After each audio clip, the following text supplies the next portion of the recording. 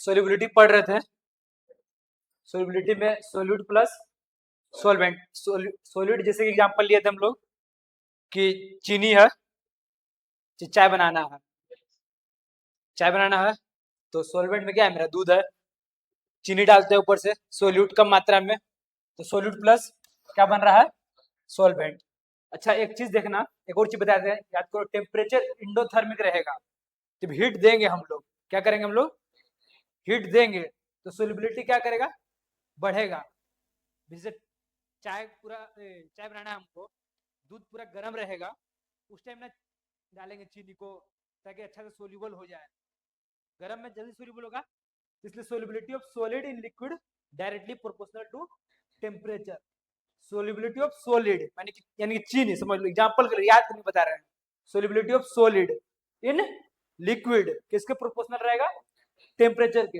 जबकि जब इंडोथर्मिक मतलब हीट एब्जॉर्ब करेगा, ये हीट एब्जॉर्ब, देना मतलब एब्जॉर्ब ना, और एक्सोथर्मिक क्या है, हीट रिलीज करेगा। हीट हीट क्या करेगा, रिलीज करेगा। तो उस केस में क्या होगा, टेम्परेचर जब बढ़ाएंगे हम लोग तो सोल्युबिलिटी क्या होगा, घटेगा। क्लियर है। अब इसके बाद हम लोग पढ़ते हैं हेनरी लो। हेनरी लो का कहना क्या है, solubility directly proportional to pressure. Solubility किसके प्रोपोर्शनल, डायरेक्टली प्रेशर के। जब डायरेक्टली प्रोपोर्शनल हटाएंगे हम लोग तो क्या आएगा, कांस्टेंट, तो यूनिट ऑफ के। अब देखो यूनिट ऑफ के जो है ना, अलग अलग बन सकता है। देखो जैसे अगर सोल्युबिलिटी अगर मोल पर लीटर में दिया हुआ, मेरा सोल्युबिलिटी किस में दिया हुआ है, मोल पर लीटर में, तो ये क्या बनेगा, के का यूनिट, के का यूनिट क्या बनेगा बताओ, मोल पर लीटर, यानी कि मोल L-1 लिख सकते हैं हम लोग, लिख सकते हैं इसका। और पी भी जब नीचे आएगा, पी भी जब एस के नीचे आएगा, तो पी प्रेशर किस में, एटीएम में है, ऊपर जाएगा तो किस में बनेगा ये, एटीएम, एटीएम इनवर्स। तो एक यूनिट ये बन सकता है। सपोज कोई जैसे मान लेने का कि हम लेंगे सोल्युबिलिटी ग्राम पर लीटर में लेंगे, यहाँ मोल पर लीटर में था, कोई कह रहा है ग्राम पर लीटर में लेंगे, जैसे सोल्यूट डाले उसका सोल्युबिलिटी ग्राम पर लीटर में लेंगे हम, तो यूनिट ऑफ के क्या बन जाएगा उस केस में, ग्राम लीटर इनवर्स एटीएम इनवर्स। और एक और चीज तो हो सकता है कि अगर S directly proportional to P है तो हम इसी में लिख सकते हैं P directly proportional to S, लिख सकते हैं ना, तो P equal to K S, लिख सकते हम लोग। तो ये भी प्रॉब्लम बन सकता है, P equal to K S. तो इस केस में क्या होगा, देखो इधर देखो, एक ध्यान देना, एटीएम इनवर्स बन रहा था, यहाँ पे अगर के का यूनिट निकालेंगे हम लोग तो पी ऊपर में है, देखो के का यूनिट निकालेंगे, कैसे निकालेंगे, K unit, K equal to P upon S, P upon S लिख सकते हैं इसको। पी किस में है, एटीएम, एटीएम ऊपर रहेगा, एटीएम ऊपर है, और एस, एस किस में है, ग्राम पर लीटर में, तो ग्राम इनवर्स लीटर। आएगा कि नहीं आएगा, ये यूनिट समझ में आया कि नहीं आया, लीटर इनवर्स कैसे हो जाएगा, देखो अगर हम एस लिए, पी क्या है मेरा एटीएम में, पी क्या है एटीएम में है, और के को नीचे लिख रहे हैं, पी है एटीएम में है ना, और एस को नीचे लिख रहे हैं, सॉरी एस को नीचे लिख रहे हैं हम लोग। एस किस में है मेरा, ग्राम, ग्राम लीटर, ग्राम पर लीटर, यानी ग्राम लीटर इनवर्स। ये है कि नहीं है, अगर हमको ग्राम पर लीटर लिखना है तो ग्राम लीटर इनवर्स लिख सकते हैं इसको ना, देखो है कि नहीं।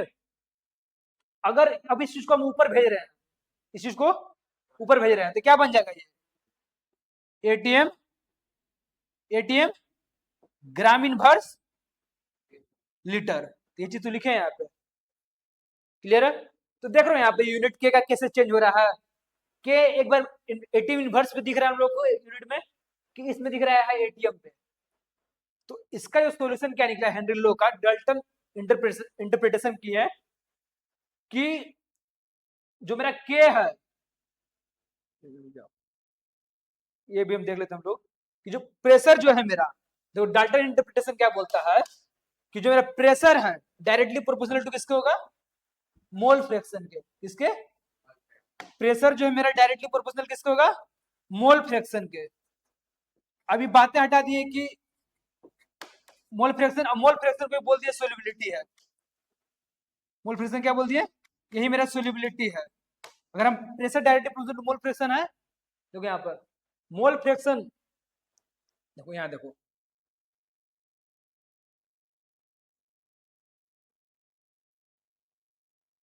देखो, it can be stated as a constant temperature the solubility of gas in liquid is directly proportional to the partial pressure of the partial pressure of the gas present above the surface. अच्छा, और देखो यहाँ पर the partial pressure of the gas in vapour phase is proportional to the mole fraction of the gas in the solution. मतलब वो बोले कि हम प्रेशर को किसी के टर्म में लिखेंगे, मोल फ्रैक्शन टर्म में, वही मेरा सोल्यूबिलिटी कहलाएगा। समझ में आया? मोल फ्रैक्शन टर्म, अब मोल फ्रैक्शन टर्म में है तो देखो क्या कितना आसान हो गया, मतलब चीज को, मतलब कि के का यूनिट कितना आसान हो गया। देखो तो जब ये मेरा अगर देखो अगर प्रेशर ऑफ गैस एवं द लिक्विड सॉल्यूशन जो भी होगा, लिक्विड सॉल्यूशन पर जो गैस लगेगा वो, और ये क्या है, मोल डायरेक्टली प्रोपोर्शनल टू एक्स, यानी कि मोल fraction of the gas in solution, mole fraction of the gas in solution. तो प्रेशर इक्वल टू क्या आ गया, के एच एक्स, यानी कि हेनरी कांस्टेंट इक्वल टू क्या आ गया, यूनिट ऑफ प्रेशर। किसके किसके यूनिट के बराबर आ गया, प्रेशर की यूनिट के ही। बस समझ में आ रहा है? समझ में आ कि नहीं आया? अब देखो जैसे एग्जांपल तुम लोग को बता रहे हैं, सोल्यूबिलिटी ऑफ किसका बात कर रहे थे हम लोग, गैस का बात कर रहे थे। अब इसी चीज में देखो, अगर मान एक न्यूमेरिकल दे रहा है हमको, calculate the solubility of O2 gas in H2O liquid, in H2O liquid if it's Henry constant is 3, इतना दिया हुआ है। देखो इसमें के दिया हुआ क्या, 3 इंटू 10⁻³ 3 इंटू 10⁻³ ग्राम लीटर इनवर्स। यूनिट समझ में आ रहा है? अच्छा, अभी हम लोग इससे पहले पढ़े थे कि दो फॉर्मूला हो सकता है, एस इक्वल टू केपी हो सकता है, या फिर P equal to K S हो सकता है ना। तो अब हम लोग पहचानेंगे, हम लोग निकालना क्या, calculate the solubility of O2 gas, इसे निकालना सोल्युबिलिटी O2 गैस का इन H2O liquid if it's Henry constant is, इतना दे रखा है 3 इंटू 10⁻³ अच्छा, जो के का यूनिट से तो क्या समझ आ रहा है कि एटीएम इनवर्स है, एटीएम इनवर्स है। तो के का वैल्यू जो निकालेंगे हम लोग, के अगर निकालना चाहेंगे हम लोग, यहाँ पे देखो अगर के निकालना हमको, तो के का वैल्यू क्या दे रखा है, एटीएम इनवर्स में दे रखा है। इसका मतलब क्या हुआ, इसका मतलब क्या होगा, एस अपॉन पी हुआ होगा, फॉर्मूला में ये हुआ होगा ना, ये वाला फॉर्मूला लेके चले होंगे ना हम लोग, तभी तो प्रेशर एटीएम होगा, एटीएम ऊपर जाएगा तो एटीएम इनवर्स बनेगा। हम लोग ये फॉर्मूला क्यों नहीं ले रहे हैं, P equal to K S, क्यों नहीं इसको सेलेक्ट कर रहा है, क्योंकि यहाँ से हम लोग क्वेश्चन में देख रहे हैं कि एटीएम इनवर्स है, एटीएम इनवर्स है। अगर मान लो के का यूनिट यहाँ से निकालेंगे हम लोग, के इक्वल टू, अगर इसको लेकर चलेंगे, सपोज इसको लेकर चल रहे हैं, तो के बराबर क्या हो जाएगा, पी अपॉन एस। तो पी प्रेशर क्या है, एटीएम, पर हम लोग को दिया किस में है, के का यूनिट एटीएम इनवर्स में, तो कौन सा फॉर्मूला लेकर चलेंगे, S equal to K P. अब देखो के हम लोग को दिया रखा है, के का वैल्यू दे रखा है, के दे रखा है ना, और pressure standard temperature and pressure की बात कर रहा है। स्टैंडर्ड टेम्परेचर एंड प्रेशर में, स्टैंडर्ड टेम्परेचर किसको बोलते हैं, 273 केल्विन को, प्रेशर किसको, एक एटीएम लेंगे, तो के इंटू पी कितना हो गया, 3 इंटू 10⁻³ इंटू 1, तो कितना आ गया, 3 इंटू 10⁻³ ग्राम पर लीटर। क्या है मेरा सोल्यूबिलिटी। क्वेश्चन कंफ्यूजिंग है थोड़ा सा, पर हम लोग समझना है कि यूनिट किसका दे रखा है, के का, उसके अकॉर्डिंग काम करना है। बस समझ में आया ये फॉर्मूला क्यों नहीं लग रहा है हम लोग का। अब देखो अगला क्वेश्चन देखते हैं हम लोग, if Henry constant for N2 gas is 5 into 10⁻³ bar mole inverse litre. Henry constant मतलब के दिया हुआ है, हेनरी कांस्टेंट मतलब क्या, के। अब के देखो किस में दिया हुआ है, बार, के किस में दिया हुआ है, बार में। तो देखो के का वैल्यू कितना आएगा, 5 into 10⁻² bar mole litre inverse, mole inverse litre, ठीक है। अब देखो हम लोग फॉर्मूला जानते हैं, K equal to sorry S equal to K P, एक ये फॉर्मूला जानते हैं, एक फॉर्मूला जानते हैं हम लोग, P equal to K S जानते हैं। अब देखो पी मेरा जो किस में है, प्रेशर बार में है, पी क्या है, बार में है, तो पी को क्या रखना होगा हम लोग, के निकालना है, तो के का अगर वैल्यू अगर हम लोग को के अगर देखना है कि बार किस में रहेगा, कौन फॉर्मूला में बार रहेगा, के का यूनिट, कौन से फॉर्मूला में के का यूनिट बार में रहेगा, इसमें कि इसमें, देख के बताओ ये कौन सा फॉर्मूला यूज करेंगे हम लोग की बार का यूनिट के का फॉर्मूला में। हाँ, के का फॉर्मूला में बार कौन सा फॉर्मूला यूज करने पाएगा, जो के का जो आया ना, के का वैल्यू बार, तो कौन सा फॉर्मूला यूज करेंगे तो बार में आएगा।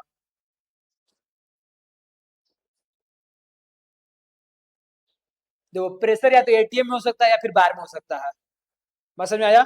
अब हम, मेरा कहने का मतलब है कि प्रेशर लिख रहा है इसमें बार में, यानी कि यहाँ पे रहा होगा पी ऊपर, पी अपॉन एस हुआ होगा तभी ना के निकाले हैं बार में।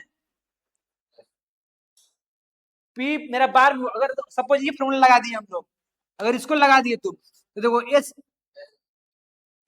एस अपन क्या हो जाएगा, पी इक्वल टू के, और के बार में है और पी बार में है तो ऊपर जाएगा तो बार इनवर्स बन जाएगा, तो मेरा तो यूनिट दिया हुआ बार में, तो ये फॉर्मूला लगाएंगे, कौन सा फॉर्मूला लगाएंगे, समझ आ रहा है ना, P equal to K S. और हम लोग को निकालना क्या है, देखो क्वेश्चन में क्या बोल रहा है, हेनरी क्वेश्चन दिया हुआ है, calculate the pressure, calculate the pressure over liquid solution, यदि उसका सोल्युबिलिटी कितना दिया, कितना दिया हुआ है, तो क्या लगाएंगे, P equal to K S, के का वैल्यू पता है हमको, एस का पता है कितना सोल्युबिलिटी का, 3 मल्टीप्लाई कर दिए, 3 बचे 15, 10⁻², यूनिट देख कर पकड़ना है प्रेशर का कि कौन सा फॉर्मूला लगेगा मेरा, या फिर उसके भी यूनिट से पता कर सकते हैं हम लोग, पर आसानी रहेगा कि प्रेशर वाले यूनिट से देख के पकड़ना है, चाहेंगे तो सोल्युबिलिटी की फॉर्मूला से पकड़ सकते हैं हम लोग, सोल्युबिलिटी वाले फॉर्मूला से ही पकड़ सकते हैं, पर आसान है। बार देखो, बार ऊपर में है, इसका मतलब पी ऊपर में होगा, पी ऊपर में होगा, अगर इन्वर्स में, अगर बार इन्वर्स रहता तो समझ में आ जाए कि पी कहाँ है, नीचे लिखते, क्लियर है। अब देखो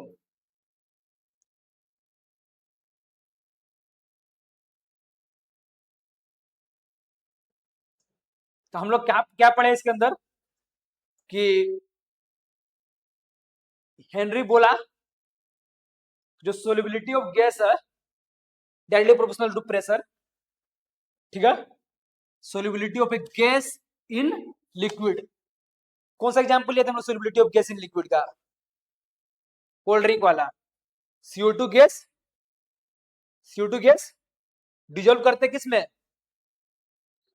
लिक्विड में, तो solubility of gas in, solubility of gas in liquid is directly proportional to the partial pressure of the gas.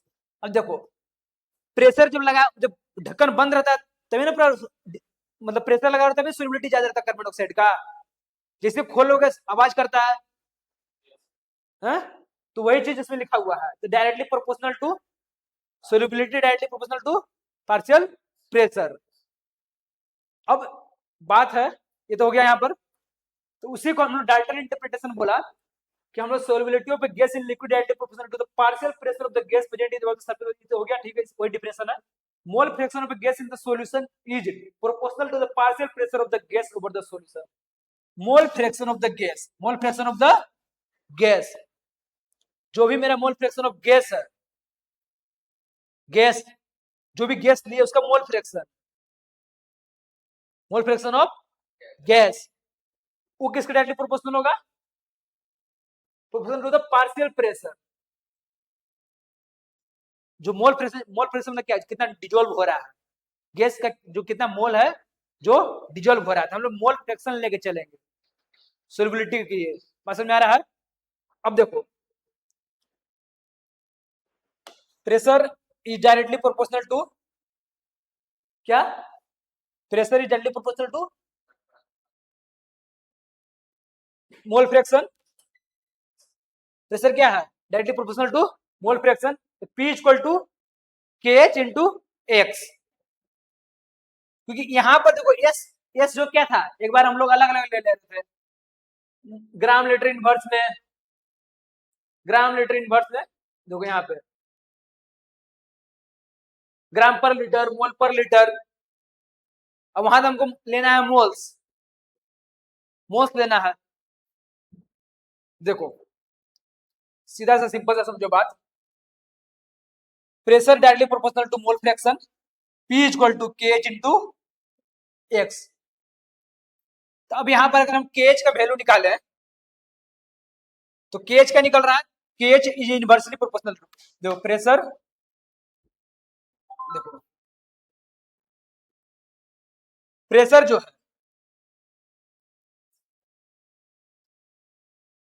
ये क्या है मेरा x, और KH का मान देखो, KH अगर देखो अगर मेरा कांस्टेंट प्रेशर लिए, प्रेशर क्या है मेरा कांस्टेंट है, तो ये x के साथ कैसे वेरी करेगा, ये इधर लिख सकते हैं ना इसको, वन वन अपॉन में ऊपर वाला फॉर्मूला देखो, इसको देखो, प्रेशर अगर मान चलो कांस्टेंट है हर चीज के लिए, मान चलो स्टैंडर्ड टेम्परेचर एंड प्रेशर लिया 180 लिया हुआ है, तो केज कैसे एक्स के साथ वेरी कर रहा है, सोलिबिलिटी के साथ, सोलिबिलिटी बढ़ाएंगे तो केज क्या हो रहा है, कम मिलेगा। देखो अब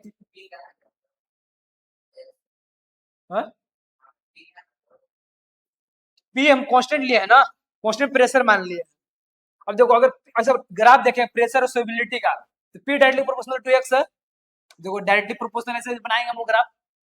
अब इनवर्सली अगर प्रोपोर्शनल रहेगा केएच और सोलिबिलिटी, तो इनवर्सली प्रोपोर्शनल कैसे ग्राफ बनता है, बनता है ना, देखो सोलिबिलिटी कम है, सोलिबिलिटी कम है तो केएच क्या है, ज्यादा है, मिलाओ, है ना, इस पॉइंट पर ले रहे हैं हम, तो केएच ऊपर में एक्स वाई एक्सिस पे ज्यादा है, सोलिबिलिटी कितना है, कम है, देखो सोलिबिलिटी कम केएच ज्यादा। अब देखो हम लोग बात करें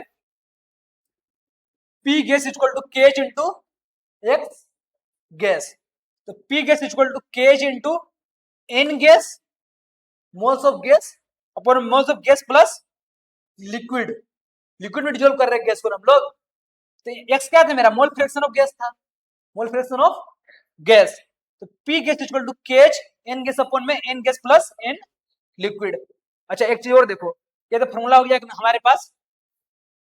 अब अगर यदि बात करें हम लोग, देखो यदि डाइल्यूट सॉल्यूशन है, क्या है मेरा सॉल्यूशन, क्या है डाइल्यूट है,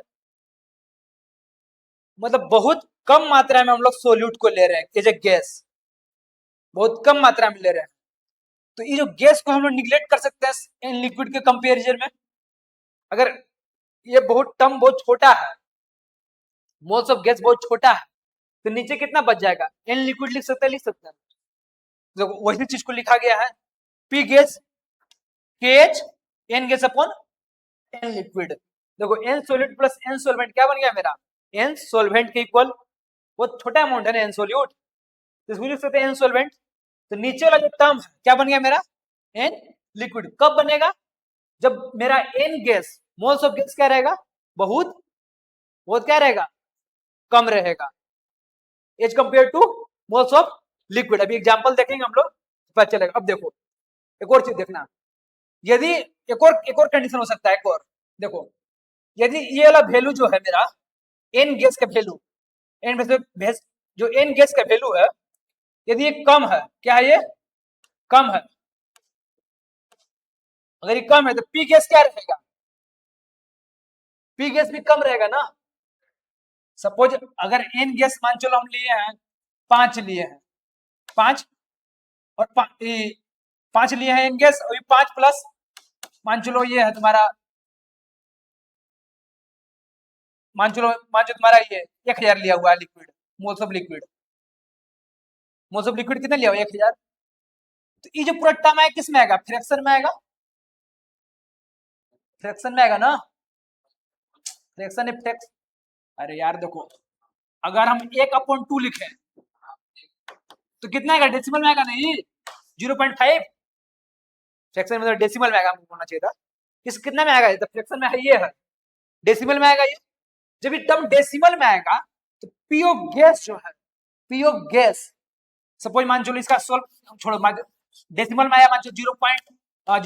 कुछ भी मान चलो 0.1 आया, कितना आया 0.1, तो पी गैस कितना आएगा 0.1 इंटू के एच, पी गैस का मान कितना आया 0.1 इंटू के एच होगा। अच्छा हमने लिख दिया पी गैस बराबर आ गया 0.1 इंटू के एच, लिख दिए। अब अगर ये के एच का मान निकाले, के एच का मान, तो के एच क्या होगा, के एच बराबर पी गैस अपॉन में 0.1 होगा। अब इंटू गुना, डेसिमल उड़ाएंगे कितना बनेगा ये 10। देखो के एच का जो मान है, के एच का जो मान है 10 गुना पी ऑफ गैस है। देखो इसलिए पी ऑफ गैस बहुत छोटा हो जाएगा ना के एच से। समझ पा रहे हो कहानी, स्टोरी समझ में आ रहा। हम सपोज एग्जांपल लिए, ये बहुत छोटा है ऊपर में एन गैस, एन गैस छोटा है, नीचे का टर्म बड़ा है, तो मेरा वैल्यू क्या बनेगा, डेसिमल में, डेसिमल में रहेगा ना, इसमें कोई डाउट नहीं है। अगर ऊपर रहे 10 और नीचे रहे 5, तब ना 5 गुना 10 करेंगे, तब बोलेंगे P of gas equal to K H into 2। P of जो गैस है, पी ऑफ गैस है, के एच का मान सपोज के एच हम एज्यूम कर रहे हैं 1, तो 1 गुना 2, तो पीएच ऑफ गैस कितना आ गया 2। पीएच ऑफ गैस कितना आ गया 2 आ गया ना भाई। अब अगर हमको के एच अगर नहीं दिया हुआ है, के एच अगर नहीं दिया हुआ है, अब अगर इसको निकाल ले हम, 2 दिया हुआ है, अब प्रेशर ऑफ गैस जो है, तो के एच किसके बराबर हो जा रहा है, P gas upon 2। P gas का जितना मान होगा उसका आधा हो जा रहा है के एच, तो के एच छोटा हो जाएगा। पर इस केस में क्या हो रहा है मेरा, ये फ्रैक्शन, ये डेसिमल बन रहा है, डेसिमल बन रहा है ना 0.1, सपोज 0.1 बना, तो पी ऑफ गैस क्या बना, छोटा बना। के एच क्या हो जाएगा उसके कंपेरिजन में, बड़ा होगा कि नहीं होगा, के एच बड़ा हो जाएगा ना। किसे मन, देखो एग्जांपल यार इतना नहीं समझ अच्छा से, आ रहा समझ में, फिर से बताएं। चलो इसको हम क्लियर करेंगे बाद में, थोड़ा सा रुक जाओ। और डाइल्यूट सॉल्यूशन का बात हो रहा था, यानी कि x of gas, moles of gas क्या होगा, बहुत कम लिए रहेंगे। चलो देखो अभी समझते हैं हम लोग। अच्छा एक और चीज देख लो यहाँ पे, एक चीज और देखो, अगर मोलैरिटी निकालना है हमको 1 लीटर H2O का, 1 लीटर वाटर का मोलैरिटी निकालना है, कैसे निकालेंगे, मोलैरिटी का फॉर्मूला पढ़े थे हम लोग, moles molarity equal two moles upon volume solution in litre, पढ़े थे। ये बहुत इंपॉर्टेंट क्वेश्चन है देखना। तो अगर हम मोलैरिटी निकालना है तो पहले हमको मोल्स पता होना चाहिए, मोल्स पता होना चाहिए ना। केवल वॉल्यूम सॉल्यूशन दे रखा है 1 litre water, 1 litre water, 1 litre water दे रखा है, तो मोल्स ऑफ H2O कितना है यहाँ पे, मोल्स निकालना पड़ेगा हम लोग को पहले। मोल्स निकालने के लिए क्या चाहिए आपको, मास चाहिए, चाहिए मास ना, mass upon molar mass, moles निकालने के लिए मास अपॉन मोलर मास। अब देखना एक चीज, डेंसिटी ऑफ वाटर पता कितना होता है, डेंसिटी ऑफ वाटर बताओ, डेंसिटी ऑफ वाटर पता तुम लोग कितना होता है। देखो इस केस में जब भी हम लोगों के पास केवल सिंपली दे रखा हो, केवल हम लोग को दे रखा हो, केवल हम लोग को दे रखा हो वॉल्यूम, तो डेंसिटी तो कैसे निकाल, मतलब मास कैसे निकालते हैं, density equal to mass upon volume, यहाँ तो कोई दिक्कत। डेंसिटी ऑफ वाटर पता कितना होता है, 1 ग्राम पर सेंटीमीटर क्यूब, 1 ग्राम पर सेंटीमीटर क्यूब, या फिर डेंसिटी इक्वल टू 1 ग्राम पर ml, ml, ml में, वॉल्यूम ml में, सेंटीमीटर 1 ml बराबर कितना होता है, 1 ml बराबर 1 सेंटीमीटर क्यूब, सेंटीमीटर क्यूब को लिख सकते हैं ml। अब 1 लीटर H2 है तो 1000 ml H2 लिख सकते हैं हम लोग, 1000 ml H2। अब मेरे पास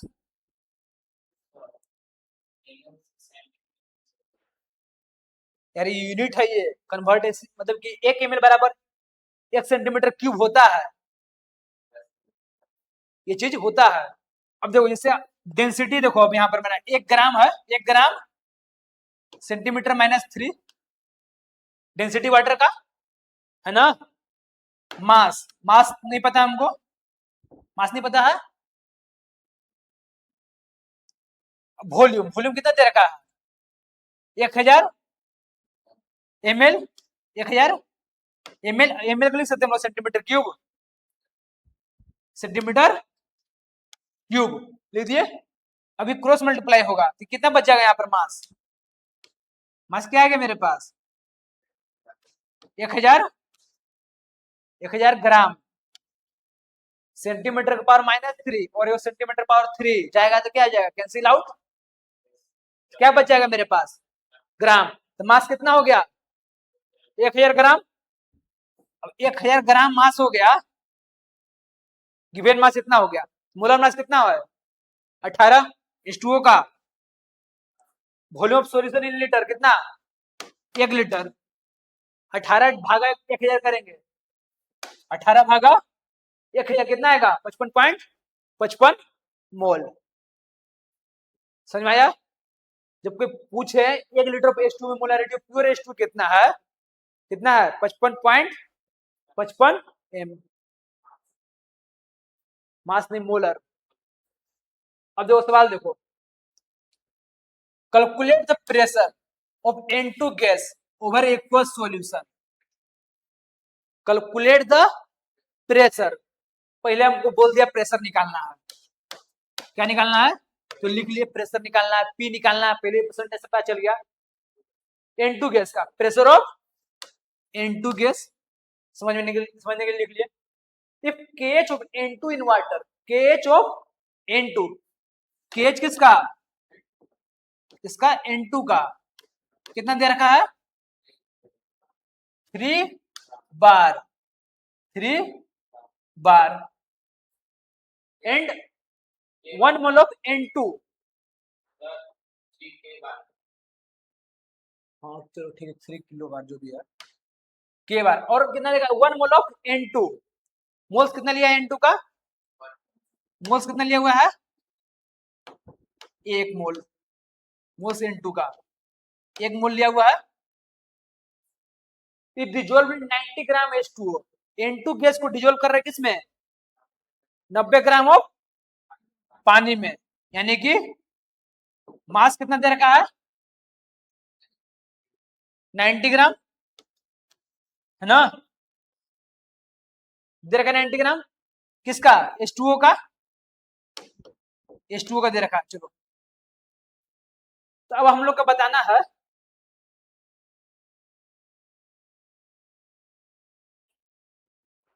तो पहला केस ये है। पहला केस क्या है? ये देखो यहाँ से पहला केस है मोटर। अच्छा ये देखो, ये यहाँ दे रखा है, ये पहला ये है, ये बी अलग क्वेश्चन है, बी अलग। एक मोल N2 दिया हुआ है, dissolve in 90 gram of H2O। अभी हम इससे पहले क्या फॉर्मूला पढ़े थे? प्रेशर छोड़ KH इंटू एक्स, एक्स पढ़े थे, एक्स N2। एक्स क्या था मेरा? Mole fraction of N2, mole fraction of N2। Mole fraction मतलब क्या? Moles of N2 upon moles of N2 plus H2O।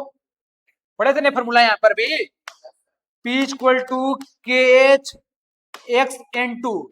इसका क्या था फॉर्मूला? P इंटू KH और एन्स ऑफ N2 गैस अपॉन में ns of N2 plus N of H2O। पढ़े थे? N2 क्या था यहाँ पर? गैस का था, फिर N2 गैस के लिए और H2 किसके लिए? लिक्विड के लिए। लिक्विड में डिजोल्व कर रहे हैं, देखो ये formula, N gas plus N liquid, N gas plus N liquid, N2 gas plus NH2 liquid. तो अब देखो यहाँ पर 3 N2 कितना मोल दे रखा है मेरा? 1 मोल। N2 का कितना मोल? 1 मोल। तो 3 गुना 1 बटा में 1 प्लस, अब H2 देखो कितना आ रहा है? H2 ग्राम दे रखा है 90 ग्राम, 90 ग्राम दे रखा है, यानी कि मोल्स निकालना तो क्या करेंगे लोग? 90 ग्राम बटा में molar mass. Molar mass H2 कितना होता है? 18। देखो H2O कितना होता है? 2 गुना 1, 2 गुना 1 प्लस ऑक्सीजन कितना 32, सॉरी ऑक्सीजन का 16, 16 16 2 18, 18 पचे 90, तो कितना NH2 कितना आ गया 5, 3 इंटू 1 बटा में 1 प्लस 5 कितना आएगा ये 6, यानी कि हाफ के बार। अच्छा एक चीज देखिए यहाँ पे हम लोग NN2 को हम लोग जो नीचे था NN2 उसको एलिमिनेट नहीं किया, मोल्स ऑफ N2 की एलिमिनेट नहीं किए, क्यों नहीं किए कि जो मोल्स देखो एक N2 का मोल्स कितना है 1 मोल और NH2 कितना है 5 मोल, तो बहुत ज्यादा अंतर तो नहीं है इसमें, तो एलिमिनेट नहीं कर सकते हम लोग। एलिमिनेट कब करते हैं जब N जो गैस का जो मोल्स रहता बहुत बहुत छोटा रहता लिक्विड के कंपेरिजन में। अगर ये 5000 रहता मोल, अभी 1 मोल आता, तो यहाँ पर 1 प्लस 5000 नहीं लिखते, सीधा 5000 लिखते, एक को क्या करते हैं निगलेक्ट करते। अब देखो अगला क्वेश्चन देखो वैसा ही है, 1 mole of N2 dissolved in 9,000 gram of H2O। हम लोग क्या निकाले N2 का पहले मोल, N2 का 1 मोल दिया हुआ है 9,000 ग्राम ऑफ H2O, तो 9,000 गिवन मास हो गया अपन में मोलर मास कितना मोल्स आ गया 500 मोल। अभी 500 मोल इसके कंपैरिजन में कम है कि नहीं है,